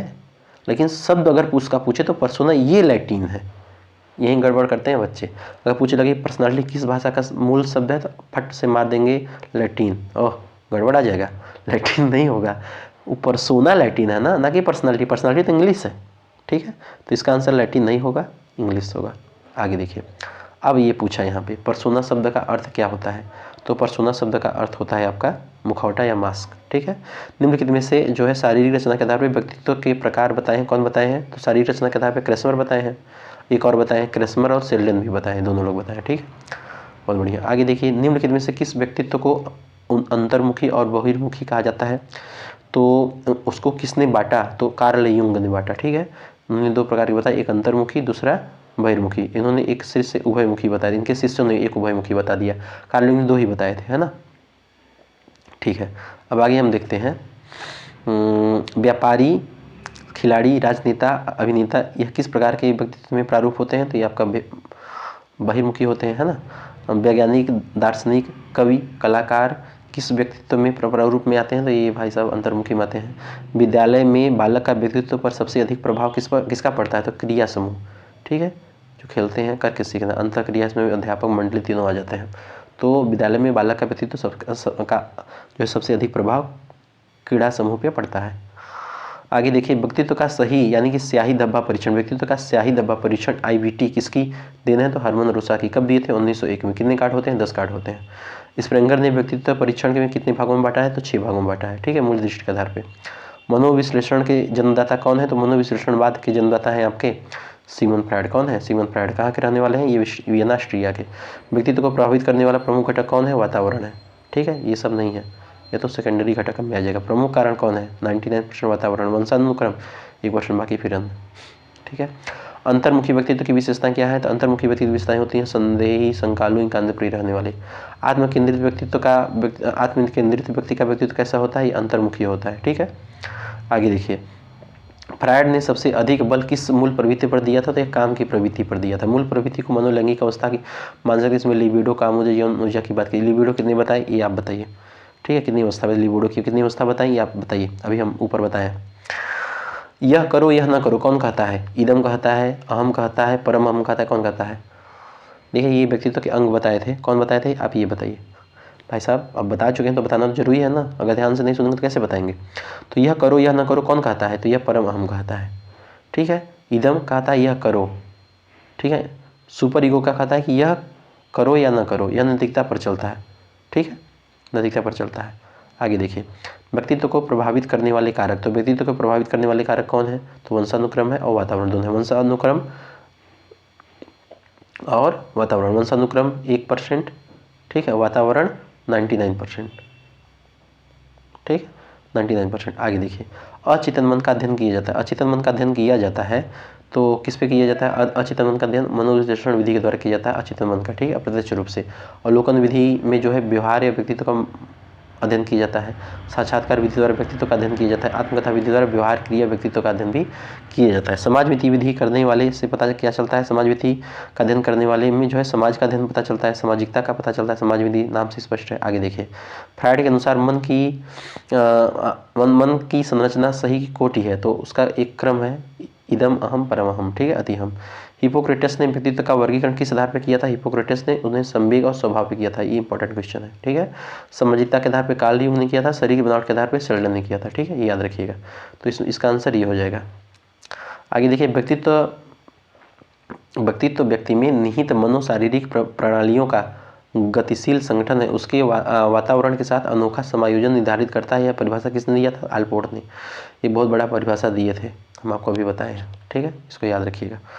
व्यक्तित्व के किस पहलू का संबंध मानव क्रिया से संबंधित है, तो समाज की गतिविधियों से ना कारण संबंधी, करण में अंतर ना क्रियात्मक पहलुओं से। सबसे ज़्यादा इंपॉर्टेंट करके सीखना, इंपॉर्टेंट। बाल्यावस्था में बालक का व्यक्तित्व होता है, कैसा होता है बालक का व्यक्तित्व, बालक का व्यक्तित्व होता है अंतर्मुखी। ठीक है, शिशुअवस्था में पता नहीं चलता है, बाल्यावस्था में अंतर्मुखी, किशोरावस्था में बहिर्मुखी हो जाता है। व्यक्तित्व समाज के द्वारा मान्य व अमान्य गुणों का संगठन है। परिभाषा यह किसने दिया था, तो यह परिभाषा दिया था आपके रैक्स ने दिया था। ठीक है, याद रखिएगा। समाज में जो है दो मान्य गुण होते हैं, अमान्य गुण होते हैं, दोनों गुण होते हैं। ठीक है, आगे देखिए, हमारे मस्तिष्क का चेतन भाग होता है। हमारे मस्तिष्क का चेतन भाग कितना होता है, बताइए। इस क्वेश्चन का आंसर देखिए, हमारे मस्तिष्क का चेतन भाग कितना होता है। अर्धचेतन में तो 90% होता है, और चेतन मन में 0% होता है। चेतन में बताइए, तो हमारे मस्तिष्क में चेतन भाग होता है, कितना भाग होता है बताइए। चेतन का जो है कितना % भाग होता है, तो भी ये सामने आंसर आपका लिखा है। अचेतन में 90% होता है, अर्धचेतन में 0 होता है, चेतन मन में 10%। 10% यानी कि 10/100, 10/100, 0 1/10 भाग। ठीक है, आगे देखिए, नेक्स्ट चैप्टर आ जाता है आपका आत्मसंप्रत्यय यानी कि सेल्फ कॉन्सेप्ट। अब देखिए, सेल्फ कॉन्सेप्ट सबसे इंपॉर्टेंट चैप्टर है ना। तो अब हम सेल्फ कॉन्सेप्ट यानी कि आत्मसंप्रत्यय की बात करेंगे। ठीक है, ये बढ़िया इंपॉर्टेंट चैप्टर है, इसको हम पढ़ेंगे। तो चलिए स्टार्ट करेंगे। देखिए, रास्ते कभी ख़त्म नहीं होते हैं, बस लोग क्या करते हैं, हिम्मत हार जाते हैं। तैरना अगर सीखना है तो आपको पानी में उतरना ही होगा, है ना, क्योंकि कोई बैठकर गोताखोर बनता नहीं है ना। तो चलिए स्टार्ट करेंगे, आत्मसंप्रत्यय को पढ़ेंगे। ठीक है, तो काफ़ी इम्पोर्टेंट है। चलिए, तो देखिए, आत्मसंप्रत्यय का अन्य नाम क्या क्या होता है। तो आत्मसंप्रत्यय का अन्य नाम होता है स्वधारणा, स्वप्रत्यय, आदर्श संप्रत्यय, आदर्श प्रत्यय, आदर्श उच्च आदर्श अभिक्षमता। ठीक है, आदर्श ठीक है। तो आत्मसंप्रत्यय का अन्य नाम क्या क्या होता है, स्वधारणा, स्वप्रत्यय, आदर्श संप्रत्यय, आदर्श प्रत्यय, उच्च आदर्श अभिक्षमता, कुछ भी नाम बोल दीजिए। ठीक है, तो याद रखिएगा जो मनोविज्ञान की उत्पत्ति है पाश्चात्य दर्शन शास्त्र से हुई है, ये तो हम स्टार्टिंग में बता दिए ना। तो कई सारे विज्ञान है, जैसे आत्मा का विज्ञान आया, मन का विज्ञान आया, ठीक है, चेतना का विज्ञान है, व्यवहार का विज्ञान है, कई सारे विज्ञान है। अब हम बात करेंगे आत्मा। तो आत्म संप्रदाय यानी कि आत्मा को हम पढ़ेंगे। ठीक है, तो आत्मा का देखिए दो अर्थ होता है। आत्मा का अर्थ क्या होता है, आत्मा का जो है दो अर्थ होता है। कौन कौन सा अर्थ होता है, देखिए। तो आत्मा का अर्थ होता है एक, मतलब कि पहले हो जाएगा आत्मा, दूसरा हो जाएगा मैं, मैंने, मुझसे, मुझे कही। यानी ये जो है आत्मा जो होता है ये भारतीय दर्शन के अनुसार होता है, और मैं, मैंने, मुझे, मुझसे ये पश्चिमी दर्शन के अनुसार होता है। ठीक है, और जो संप्रत्यय यानी कि कॉन्सेप्ट, यानी कि मस्तिष्क में मानसिक स्थिति में बनने वाला बिंब या फिर प्रतिमा। ठीक है, जैसे कि घोड़ा बोलिए तो दिमाग में घोड़ा बन जाता है, प्रतिबिंब बिंब उसका बनता है ना। हाथी बोलने पर हाथी का बिंब बन जाता है, तो इसको बोलेंगे संप्रत्यय यानी कि कॉन्सेप्ट। ठीक है, अब हम बात करेंगे आत्मसंप्रत्यय की। तो आत्मसंप्रत्यय जो है 1890 में, आत्मसंप्रत्यय 1890 में जो है एक बुक आई, आत्मसंप्रत्यय के बारे में जो है 1890 में एक book I, principle of psychology, यानी मनोविज्ञान के सिद्धांत। ठीक है, इसमें जो है रेन डेस कॉटेज या फिर कॉटेज भी बोल दीजिए के द्वारा व्यक्ति के अस्तित्व की जागरूकता के संदर्भ में बात की गई, यानी कि आत्मसंप्रत्यय के बारे में बात की गई। ठीक है, खुद के लिए आप समझिए कि मतलब कि आत्मा मतलब यह भारतीय दर्शन के अनुसार है, मैं, मेरा, मैंने, मुझसे, यह पश्चिमी दर्शन के अनुसार है, यह भी हम आपको बताएं। ठीक है, तो जो पुस्तक है मनोविज्ञान के सिद्धांत, यह किन किन लोगों ने तैयार की, इसको देखिए। यह जो है दो लोगों ने तैयार की, विलियम जेम्स ने और रेन डेस कॉर्टेज ने तैयार की 1890 ईस्वी में। ठीक है, देखिए मनोविज्ञान के सिद्धांत के नाम की एक बुक है, वो किसने लिखी, तो मनोविज्ञान के सिद्धांत नाम की बुक लिखी विलियम जेम्स ने। किसने लिखा, विलियम जेम्स ने लिखा। इसमें विलियम जेम्स ने आत्मसंप्रत्यय के 4 घटक बताए। किसके बताए, 4 घटक बताए। आत्मसंप्रत्यय को व्यक्ति की जागरूकता के बारे में परिभाषित किया, है ना।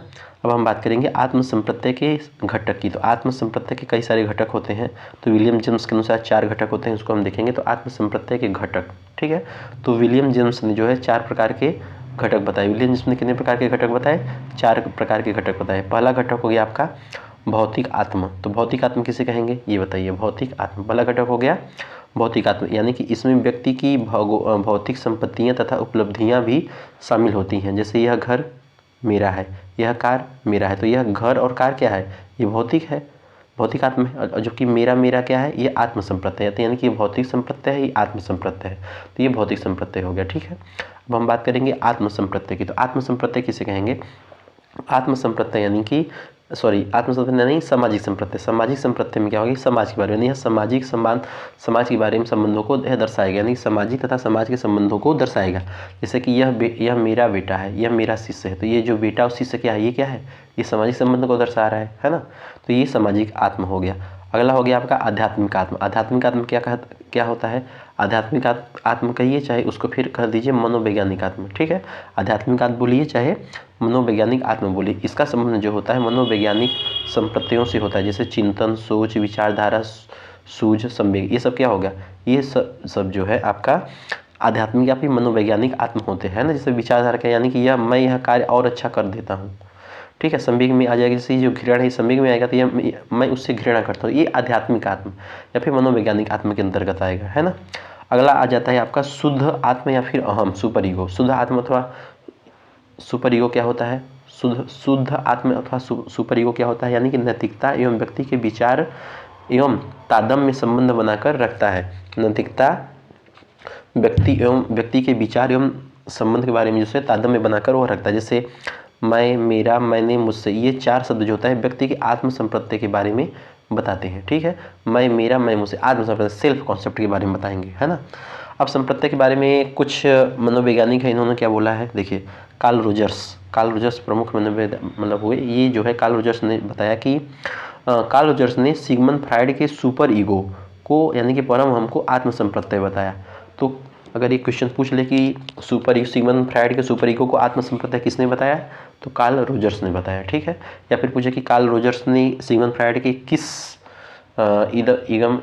किसको जो है आत्म संप्रत्यय बताया, तो सुपर ईगो बताया, है ना। यहाँ से क्वेश्चन ऐसे ही बनते हैं। इसने जो है आत्म संप्रत्यय को आदर्श संप्रत्यय बताया, इन्होंने जो है मतलब आत्म संप्रत्यय को स्व प्रत्यय अभिक्षमता भी बताया, और इन्होंने जो है सुपर ईगो भी बताया, यानी ये सब चीज़ उन्होंने कार्ल रोजर्स ने बताए।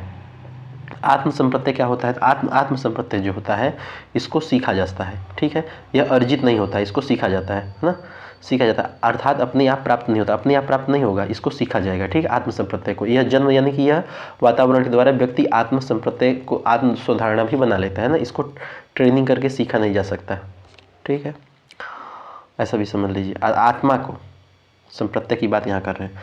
अब आत्म संप्रत्यय के पक्ष हो गए, आत्म संप्रत्यय के पक्ष कौन कौन से हो गए, पहला पक्ष हो गया आपका शारीरिक पक्ष, दूसरा हो गया मनोवैज्ञानिक पक्ष, ठीक है। और कौन से पक्ष हो गए, बस 2 ही पक्ष समझ लीजिए इसमें। तो आत्म संप्रत्यय के 2 पक्ष होते हैं, एक शारीरिक पक्ष हो गया, दूसरा हो गया मनोवैज्ञानिक पक्ष। शारीरिक पक्ष में क्या आ जाएगा, शरीर से संबंधित। मनोवैज्ञानिक पक्ष यानी कि अभिक्षमता, गुण एवं योग्यता प्रवृत्ति, ठीक है। शरीर से संबंधित यानी कि रूप गुण आएगा, ठीक है, और अभिक्षमता, गुण, योग्यता और वृत्ति ये मनोवैज्ञानिक पक्ष में आ जाएंगे। जैसे रूप गुण यानी कि मुझसे अच्छा कोई नहीं है, मैं बहुत हष्ट-पुष्ट हूँ, ये शारीरिक पक्ष हो गया, ठीक है। मनोवैज्ञानिक पक्ष क्या हो जाएगा कि मुझसे अच्छा कोई कार्य नहीं कर सकता, ये मनोवैज्ञानिक पक्ष हो जाएगा, ठीक है। आगे देखिए, आत्म संप्रत्यय का जन्म कैसे हुआ, तो आत्म संप्रत्यय का जन्म हुआ आपका वातावरण से अन्य व्यक्तियों के संपर्क में आने से, है ना। आत्म संप्रत्यय का अर्थ क्या होता है, अभिक्षमता से लगाया जाता है, ठीक है। आत्म संप्रत्यय जो होता है यह जन्मजात नहीं होता है। आत्म संप्रत्यय जो होता है यह व्यक्ति का दर्पण चरित्र होता है, क्या होता है, व्यक्ति का दर्पण चरित्र होता है, ठीक है। आगे देखते हैं, सृजनात्मकता, नेक्स्ट चैप्टर आ जाता है सृजनात्मकता। सृजनात्मकता कितना इंपॉर्टेंट है, यानी कि क्रिएटिविटी, ठीक है। यदि आपके अंदर कितना क्रिएटिविटी है, बताइए आपके अंदर कितना क्रिएटिविटी है, आपके अंदर सृजनात्मक सोच है या नहीं। अच्छा ये बताइए, सृजनात्मकता जो होता है ये आपका अपसारी में आएगा कि अभिसारी में आएगा, अपसारी में आएगा कि अपसारी में।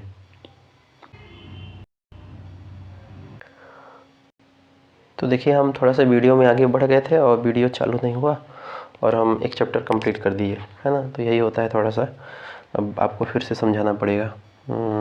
चलिए क्या कर सकते हैं, देखते हैं। कम से कम 15 मिनट समझाए और स्टार्ट ही नहीं हुआ। चलिए अच्छा कोई बात नहीं, चलिए फिर से देखते हैं एक बार, ठीक है। तो थोड़ा फास्ट चलेंगे।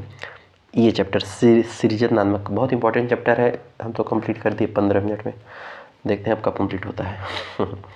तो देखिए, तो सबसे पहले बात करेंगे सृजनात्मकता क्या है। तो सृजनात्मकता क्या है, ये आपका मौलिकता है एवं विविधता दोनों है, यानी मौलिकता विविधता है या फिर उपयोगिता का महत्व करता है, ठीक है। कुछ परिभाषाएं दी हैं, जेम्स ड्रेवर ने क्या परिभाषा दी है, उन्होंने कहा कि सृजनात्मकता मुख्यतः नवीन रचना या फिर उत्पादन में अनिवार्य रूप से होती है।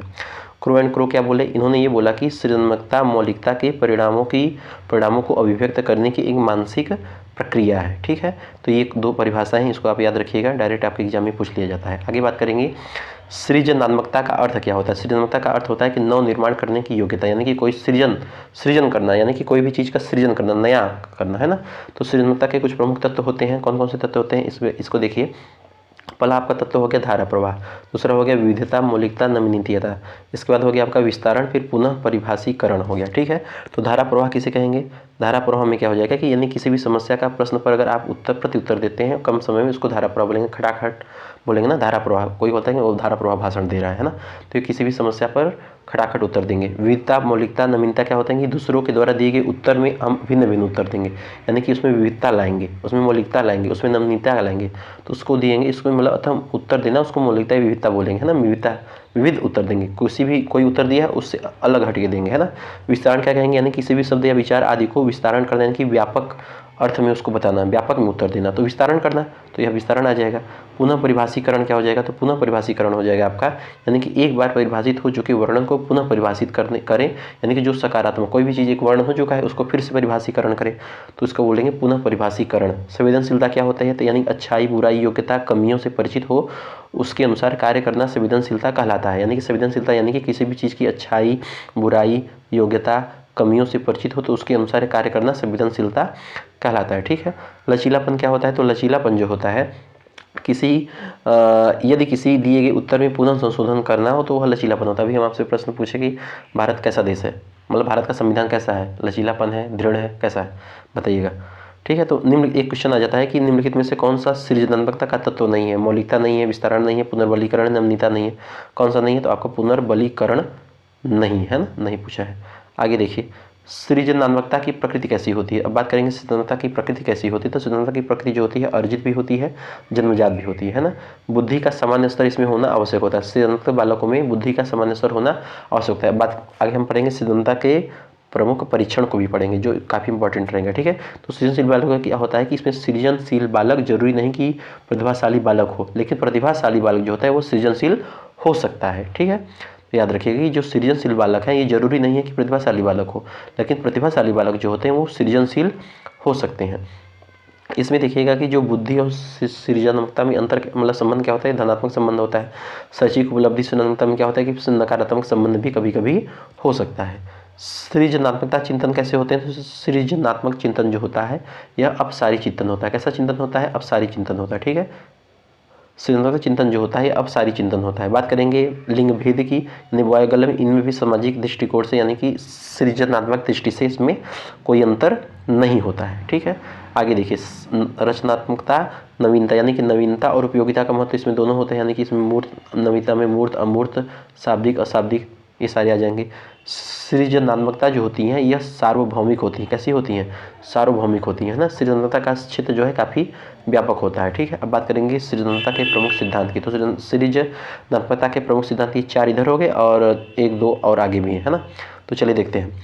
तो पहला सिद्धांत हो गया सृजनात्मकता का प्राचीन सिद्धांत, दूसरा हो गया सृजनात्मकता का जन्मजात सिद्धांत, तीसरा हो गया सृजनात्मकता का वातावरण जन्य सिद्धांत, इसके बाद हो गया प्रमस्तिष्क गोलार्ध का सिद्धांत, और एक आगे हो गया आपका जो है ये आपका स्वप्रेरणा का सिद्धांत और मनोविश्लेषण सिद्धांत। ठीक है, तो देखते हैं इसमें क्या है। तो ये कई सारे सिद्धांत हैं, आप इसको समझिएगा एक बार। ठीक है, कि इतने सारे सिद्धांत क्या होते हैं। एक चीज़ और समझिए, थोड़ा सा अपने दिमाग सेट कर लीजिए कि प्राचीन लोगों के अनुसार समाज सृजनात्मकता ईश्वर की ही देन होता है। माता पिता के द्वारा भी सृजनात्मकता प्राप्त हुआ है, उचित वातावरण के द्वारा भी उचित सृजनात्मकता का विकास होता है। ठीक है, गोलार्ध 2 प्रकार के होते हैं। अब बताइए, देखिए गोलार्ध 2 प्रकार के होते हैं, एक बाया गोलार्ध, एक दक्षिणा गोलार्ध, है ना। अरे बायां और दायां, तो जैसे मान लीजिए आपका मस्तिष्क है, इधर साइड आपका लेफ्ट हुआ, इधर साइड आपका राइट हुआ, इधर साइड आपका लेफ्ट हुआ, इधर साइड आपका क्या हो गया? राइट हो गया। ठीक है, तो बाया गोलार्ध में क्या होता है? इसमें रीजनिंग तार्किक होती है। जो बायां अगर बाएं मस्तिष्क का विकास होता है तो यानी कि आपकी लॉजिकल थिंकिंग बढ़ती है, यानी कि तार्किक विकास होता है। अगर दायां गोलार्ध यानी कि दायां मस्तिष्क, दायां साइड अगर बढ़ता है तो इसमें आपका समझ लें कि क्रिएटिविटी थिंकिंग बढ़ती है, यानी कि सृजनात्मकता का विकास होता है। ठीक है, तो याद रखिएगा। नेक्स्ट क्वेश्चन देखिए, इसी आधार पे है कि जिस बालक में दायां गोलार्ध अगर विकसित हो तो वो बालक कैसा होगा? तो वो सृजनात्मकता होगा। यदि जिस बालक में बायां गोलार्ध विकसित होगा तो उसमें वह किस चीज़ का मतलब किस टाइप का बालक होगा? तो उसमें तार्किक क्षमता वाला बालक होगा। ठीक है, तो 2 सिद्धांत अभी हम आपको बताया कि एक हो गया आपका स्वप्रेरणा का सिद्धांत, दूसरा हो गया मनोविश्लेषण सिद्धांत। स्वप्रेरणा यानी कि स्वयं प्रेरित हो जाए, मनोविश्लेषण सिद्धांत यानी कि फ्रायड ने दिया था इसको, यानी कि इसमें अच्छी तदमन पे ज़्यादा कार्य किया था। ठीक है, आगे देखिए, अब आ गया सृजनशील बालकों की विशेषताएं। सृजनशील बालकों की विशेषताएं कैसी होती हैं? तो यह बालक आत्म विरोधी होते हैं, बाहर से हंसमुख होते हैं, अंदर से गुमसुम होते हैं, अपने कार्यों का ये स्वयं विरोध करते हैं। कौन? सृजनशील बालक, है ना। याद रखिएगा, ये बालक अधिक कल्पनाशील तथा दिव्य स्वप्न होते हैं, यानी खुली आंखों से सकारात्मक स्वप्न देखते हैं। कैसे स्वप्न देखते हैं? सकारात्मक स्वप्न देखते हैं। ठीक है, आगे देखिए, ये बालक अधिक दृढ़ निश्चयी होते हैं। कैसे होते हैं? दृढ़ निश्चयी होते हैं। ये बालक संवेदनशील होते हैं, है ना। ये बालक संवेदनशील, कौन? सृजनशील बालक अधिक संवेदनशील होते हैं। ये प्रतिभाशाली बालक, सृजनात्मक बालक भी संवेदनशील होते हैं। ये बालक अपरंपरावादी होते हैं, यानी कि अलग हट के काम करते हैं, परंपरा से अलग काम करते हैं। ठीक है, ये बालक तो जो होते हैं वो साहसी, स्वकेंद्रित, बहुमुखी प्रतिभा के होते हैं, धनी होते हैं, यानी परिश्रमी भी होते हैं। ठीक है, याद रखिएगा। आगे देखते हैं, इन बालकों में विशेष प्रकार की जो है विचित्र प्रकार की क्या पाई जाती है? विशेषता पाई जाती है। ये भविष्य दृष्टा और दूरदर्शी भी होते हैं। आगे बात करेंगे सृजनात्मकता के विभिन्न परीक्षण। तो अभी परीक्षण देखते हैं। देखिए GMCTGS, इसका मतलब क्या हो गया कि Guilford and Merrifield creativity test for college student, यानी कि गिलफोर्ड एवं मेरीफील्ड का महाविद्यालयों के विद्यार्थियों के लिए सृजनात्मक परीक्षण। इसमें क्या होता है ना, इसमें जो है इन विषयों को लिया जाता है। धारा प्रवाह को लिया गया, मौलिकता को लिया गया, विस्तारण को लिया गया, पुनः परिभाषीकरण को लिया, यानी कि इन्होंने जो है कॉलेज के वयस्क विद्यार्थियों पर परीक्षण के लिए इन 4 बिंदुओं को चुना। किसमें? गिलफोर्ड मेरीफील्ड का महाविद्यालयों के विद्यार्थियों के इस सृजनात्मक परीक्षण के लिए, तो इसको याद करिएगा, ठीक है। पॉज करके आप याद भी कर सकते हैं, कोई दिक्कत नहीं है। TTCT, तो इसमें इसका ये कौन सा परीक्षण होगा? टॉरेंस का सृजनात्मक चिंतन का परीक्षण। टॉरेंस का सृजनात्मक चिंतन का परीक्षण, ये क्या है कि इसमें जो है शाब्दिक और अशाब्दिक दोनों प्रकार से इसमें प्रश्न पूछे जाते हैं, ठीक है। दूसरे परीक्षण में सृजनशील बालकों के लिए एक मतलब इसमें क्या होता है कि जो सृजनशील बालकों की बुद्धि लब्धि होती है वो हमेशा 90 से 10 के ऊपर ही होता है, ठीक है, याद रखिएगा। लेकिन कोई फिक्स नहीं है। नेक्स्ट परीक्षण है PCT परीक्षण, यानी कि पासी का सृजनात्मक परीक्षण, अशाब्दिक रूप से शाब्दिक रूप से, ठीक है। तो इसमें जो होता है PCT यानी कि पासी का सृजनात्मक परीक्षण हो गया, यानी कि यह भारतीय मनोवैज्ञानिक थे, ठीक है। एक हो गया आपका नेक्स्ट परीक्षण हो जाता है आपका BTCT परीक्षण। BTCT परीक्षण यानी कि BTCT परीक्षण यानी कि बारकर मेहंदी, यहाँ पे मेहंदी समझ लीजिए, Mehdi test of creativity think, यानी कि बारकर मेहंदी का सृजनात्मक चिंतन का परीक्षण है। यह भी भारतीय मनोवैज्ञानिक थे। 2 मनोवैज्ञानिक थे, एक पासी हो गए और एक बारकर मेहंदी हो गए, ठीक है। अगर क्वेश्चन आपसे पूछ ले कि 2 भारतीय मनोवैज्ञानिकों का नाम बताइए जिन्होंने सृजनात्मकता पर परीक्षण किए, कौन कौन से? तो पासी हो गए, आपका बारकर मेहंदी हो गए, ठीक है। तो इसको याद रखिएगा, काफ़ी इंपॉर्टेंट है, ठीक है। अब नेक्स्ट चैप्टर आ जाता है आपका मानसिक स्वास्थ्य। कौन सा आता है? मानसिक स्वास्थ्य। तो हम मानसिक स्वास्थ्य को थोड़ा सा फटाफट देख लेते हैं कि यह जो है मेंटल हेल्थ यानी कि मेंटल हेल्थ के बारे में आपको बताएगा, ठीक है। तो मानसिक स्वास्थ्य में देखते हैं क्या होता है कि देखिए मानसिक स्वास्थ्य मतलब क्या होता है कि यानी कि मेंटल हेल्थ में क्या होता है कि इसमें जो होता है ना, मन या मस्तिष्क के स्वास्थ्य के बारे में बात की जाती है। मन या मस्तिष्क के स्वस्थ रहने से बात की जाती है, ठीक है, यानी उचित प्रकार के संचालन से बात की जाती है मन या मस्तिष्क के। मानसिक स्वास्थ्य का विज्ञान जो होता है यह कब आया? तो मानसिक स्वास्थ्य का विज्ञान आया 1908 ईस्वी में। मानसिक स्वास्थ्य का विज्ञान कब आया? 1908 ईस्वी में आया। मानसिक स्वास्थ्य का विज्ञान कब आया? 1908 ईस्वी में आया, ठीक है, या 1908 में आया। यानी कि विज्ञान की वह शाखा जिसमें व्यक्ति के मानसिक स्वास्थ्य के उपायों, सिद्धांतों तथा प्रयोगों पर अध्ययन किया जाता है, वह मानसिक स्वास्थ्य विज्ञान में आ जाएगा, ठीक है। इसकी परिभाषा देखिए कुछ प्रमुख वैज्ञानिकों ने दिया मानसिक स्वास्थ्य के बारे में यानी मेंटल हेल्थ के बारे में। तो सबसे पहले दिए क्रो एंड क्रो, ठीक है। इसके बाद जेम्स ड्रेवर, ये दोनों की परिभाषा काफ़ी इंपॉर्टेंट है इसलिए मैंने लिखा है। तो क्रो एंड क्रो क्या कहते हैं कि मानसिक स्वास्थ्य विज्ञान की वह शाखा है जिसमें व्यक्ति के कल्याण एवं मानव संबंधों का अध्ययन किया जाता है, ठीक है। इसका मतलब क्या है कि मानसिक स्वास्थ्य विज्ञान की वह शाखा है जिसमें व्यक्ति के कल्याण एवं मानव संबंधों का अध्ययन किया जाता है। जेम्स ड्रेवर क्या कहते हैं? जेम्स ड्रेवर कहते हैं कि मानसिक स्वास्थ्य विज्ञान के अंतर्गत मानसिक स्वास्थ्य के उपाय एवं संरक्षण बताना प्रमुख कार्य होता है, ठीक है। तो ये दोनों परिभाषा आप याद कर लीजिए, काफ़ी इंपॉर्टेंट है, ओके। आगे देखते हैं मानसिक स्वास्थ्य के विज्ञान के प्रमुख कार्य। मानसिक स्वास्थ्य के विज्ञान के प्रमुख कार्य कौन कौन से हो गए? तो मानसिक स्वास्थ्य विज्ञान के प्रमुख कार्य हो गए आपके, देखिएगा इसके प्रमुख कार्य हो गए एक मानसिक स्वास्थ्य का मतलब की रक्षा करना, मानसिक रोगों के रोकथाम, मानसिक रोगों का उपचार करना, ये तो नॉर्मल है। आगे देखते हैं एक इंपॉर्टेंट यहाँ पे प्रश्न पूछा जाता है कि अगर आपसे पूछ ले कि मानसिक स्वास्थ्य जो ये मानसिक स्वास्थ्य है, तो मानसिक स्वास्थ्य शब्द का प्रयोग सर्वप्रथम किसने किया? तो क्लिकफोर्ड बियर्स ने किया, ठीक है। कब किया? 1908 ईस्वी में किया। मानसिक स्वास्थ्य विज्ञान ने यहाँ पे जन्म लिया था, ठीक है। तो क्रो एंड क्रो ने भी मानसिक स्वास्थ्य के 3 कार्य बताए। कौन कौन से कार्य बताए? बताइए कौन कौन से कार्य? एक हो गया आपका निरोधात्मक कार्य, दूसरा हो गया संरक्षणात्मक कार्य, ठीक है, और तीसरा हो गया उपचारात्मक कार्य, ठीक है। चलिए कोई बात नहीं। मानसिक स्वास्थ्य विज्ञान की प्रमुख विशेषताएं कौन कौन सी होती हैं, एक बार इसको हम देख लेते हैं। तो मानसिक स्वास्थ्य की प्रमुख विशेषताएं कौन कौन सी होती है? देखिए मस्तिष्क का उचित रूप से संचालन इसमें होता है, मानसिक स्वास्थ्य समायोजन में सहायक होता है, मानसिक स्वास्थ्य शारीरिक स्वास्थ्य के बिना संभव नहीं होता है। तो मस्तिष्क का उचित रूप से संचालन इसमें होता है, मानसिक स्वास्थ्य समायोजन में सहायक होता है, मानसिक स्वास्थ्य शारीरिक स्वास्थ्य के बिना संभव नहीं होता है, ठीक है। मानसिक स्वास्थ्य जो होता है यह व्यक्ति की कार्य क्षमता, नैतिकता, सामाजिकता, ये तीनों इसके जो है मानसिक स्वास्थ्य से बिल्कुल अलग होता है, ठीक है। व्यक्ति की कार्य क्षमता, नैतिकता और सामाजिकता, ये जो तीनों चीज़ होते हैं ये व्यक्ति के मेंटल हेल्थ से काफ़ी अलग होते हैं। कैसे होते हैं? अलग होते हैं, ठीक है। तो इसको याद रखिएगा। तो और मेंटल हेल्थ की क्या विशेषता है कि यह अधिगम में सहायक भी होता है, अभिप्रेरणा में भी सहायक होता है और विकास में भी सहायक होता है। तो इसको याद रखिए, यानी सर्वांगीण विकास में सहायक होता है। मानसिक स्वास्थ्य जो होता है यानी कि मन या या मस्तिष्क में, यानी कि इसमें उचित प्रकार के संचालन, मानव विकास या रोगों को दूर करे, ठीक है, जिससे जीवन क्या हो सके, आनंदमय बन सके, ठीक है। तो ये आपका मेंटल हेल्थ चैप्टर हो गया। नेक्स्ट चैप्टर हम बात करेंगे विद्यालय प्रभावशीलता की, ठीक है। तो विद्यालय प्रभावशीलता की अभी हमको कोई बुला लिया, नेक्स्ट पार्ट में पढ़ेंगे, तब तक के लिए, ठीक है। तब तक के लिए धन्यवाद। आप इसको रिवीजन करिए, ठीक है। तो हम देख सकते हैं आपका जो है कितना कितना चैप्टर एक बार हो चुका है, एक बार देख लीजिए। तो हमारा जो है इसमें समझिए कि लगभग जो है मोस्टली आपका ये हो गया, पहला चैप्टर हो गया, मनोविज्ञान का अर्थ, महत्व, शिक्षा, मनोविज्ञान, अधिगम भी हो गया, सिद्धांत मनोवैज्ञानिक हो गए, विशिष्ट बालक हो गए, आदतें हो गई, रुचियाँ हो गई, समावेशी शिक्षा हो गई, चिंतन हो गया, सतत व्याकरण मूल्यांकन हो गया, व्यक्तिगत विभिन्नता हो गया, व्यक्तित्व हो गया, है ना। और आज तो व्यक्तित्व से स्टार्ट किए थे। और इसके बाद देखिए आज कौन कितने चैप्टर कंप्लीट किए, तो आज हो गया आपका आज व्यक्तित्व हो गया, व्यक्तित्व व्यवहार की मापन की प्रमुख विधियाँ हो गई, है ना, आत्मसंप्रत्यय हो गया, सृजनात्मकता हो गया, मानसिक स्वास्थ्य हो गया। कल से जो है हम लोग विद्यालय प्रभावशीलता से स्टार्ट करेंगे नेक्स्ट पार्ट में, ठीक है। तो यहाँ से स्टार्ट करेंगे, इसके बाद आगे चैप्टर को पढ़ते चले जाएंगे। उम्मीद है आपको अच्छा लगा होगा, ठीक है। कॉन्फिडेंस जरूर आएगा आप इसको अगर कंप्लीट कर लेंगे तो। तब तक के लिए धन्यवाद। जय हिंद, जय भारत, वंदे मातरम।